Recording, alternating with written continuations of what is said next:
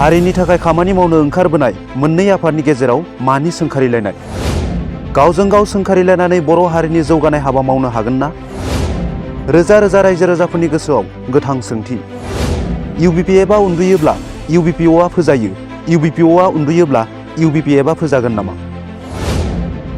मख'जाथावदि खौसेथि बर' सुबुं आफादनि गायसनगिरि गाहाय नेहाथारि आरो बिकेडब्लिउएसनि बारग' मासिगिरि गाम्बारु मुसाहारिया बिकेडब्लिउएसनि चेयारमेन एबा मासिगिरि बिबाननिफ्राय बोख्लाय जाखांनायनि उनाव थांनाय जुन दाननि 4 खालार खालि खौसेथि बर' सुबुं गौथुम थामहिनबा इउनाइटेड बड' पिपल फेडारेशन इउबिपिएफ आफाद मुंनि बर' हारिनि गेजेराव मोनसे गोदान आफाद दादोंमोन, जेराव गाम्बारु मुसाहारिया गावनो आफादगिरि बिबान लादोंमोन आरो जोबोर खम समनि गेजेरावनो इउबिपिएफ आफादनि गासै जिल्ला आरो दखरा आफादफोरखौ गोख्रोङै दाफुंनानै लादोंमोन आरो बर' कसारी वेलफेयार अट'नमास काउन्सिलनि थाखाय खामानि मावनो गोख्रोङै ओंखारबोदोंमोन आरो बर' हारिनि थाखाय खामानि मावगोन होननानै गेजेर गेजेर बाथ्रा बुंबोनायखौ नुनो मोनबोदों।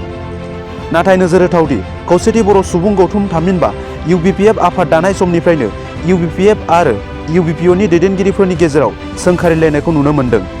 माब्लाबा इउबिपिअआ इउबिपिएफखौ सोंखारियो आरो माब्लाबा इउबिपिएफआ इउबिपिअखौ सोंखारिनाय नुनो मोन्दों। थिग बेबादिनो जनाय दखरा खौसेथि बर' सुबुं आफादनि खुंगा 3थि 2 बोसोरारि जथुम्मायाव खौसेथि बर' सुबुं आफादनि आफादगिरि मनरन बसुमतारिया बाहागो लानानै गोदान आफाद इउबिपिएफनि सोमोन्दै मा फोरमायखो नायलांदो।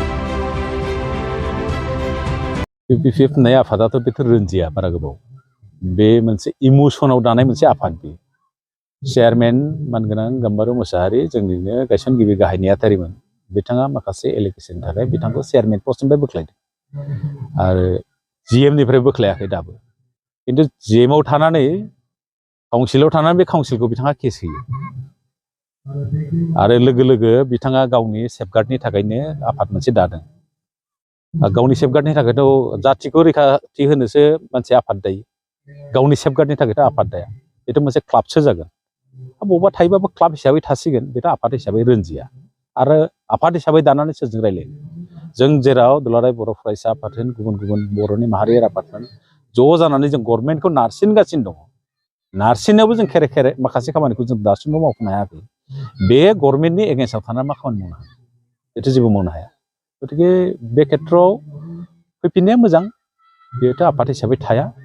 बिसेसकै जुनायखौ बिसोर थांबा जुनायखौ सोंखारियो, जोंनि धेमाजिखौ सोंखारियो। धेमाजि मानसियानो बेयाव हाबना थाहैनायाथ' बिराद आसरित खोथा थाबाय। आरो बिथाङाथ' समस्तिफोरखौ जेराव थांगोन बेयावनो गोबां समस्ति होगोन होनना बुङो। बिथांनि हिसाब मथेबाथ' 70थासो समस्ति नांगौ। सरकारा माबायाव नटिफिकेसनाव दङ 36 कनस्टिटुवेन्सि, नङा होमबा? बिथांनि मथेबा 70थासो नांगौ, होमबासो राननो थोयो थारमाने। बिथांनि न'खराव सिएम भिजिलेन्स हाबनाया नंखाय होननानै बुंदों।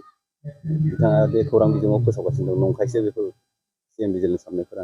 बिथां बिनि सायाव सिएम भिजिलेन्सआ बिथांनि न'आव थांनायखौ नंगौ नङा आं बुंनो हायाखै, बुङाखै, बुंनो थाङा।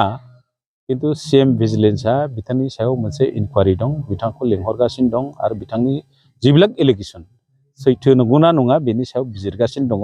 बिनि राया सानसे ओंखारगोन, अब्लानो रायजो राजाफ्रा मिथिगोन बेसेबां सैथो दं।